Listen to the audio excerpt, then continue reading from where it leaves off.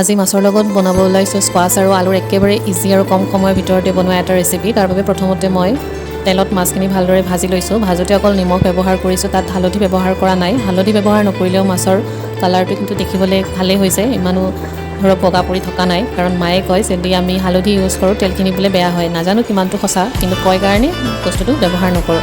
এতিয়া আনফালে মই স্কোৱাছ আৰু আলুটো বইল কৰি লৈছোঁ। এতিয়া পিঁয়াজ, আদা নহৰু অলপ আৰু এটা জলকীয়া পিচি লৈ তেলখিনিত দি দিছোঁ।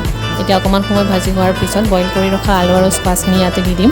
দি পৰিমাণ অনুযায়ী আপোনালোকে নিমখ, হালধি বা জলকীয়া যদি খায় কেঁচা জলকীয়াও দিব পাৰে আৰু মছলা ব্যৱহাৰ কৰিব ইচ্ছা কৰিলেও কৰিব পাৰে, কিন্তু মই কোনো ধৰণৰ মছলা ব্যৱহাৰ কৰা নাই। এতিয়া এইখিনি ভালদৰে ভাজি যেতিয়া হৈ যাব তেতিয়া আমি ইয়াতে গৰম পানী দি দিম আৰু গৰম পানী এড কৰিলে বেছি ভাল হয় আঞ্জাখনৰ টেষ্টটো ঠাণ্ডা পানীতকৈ। গতিকে আপোনালোকে পাৰিলে গৰম পানী ব্যৱহাৰ কৰিব।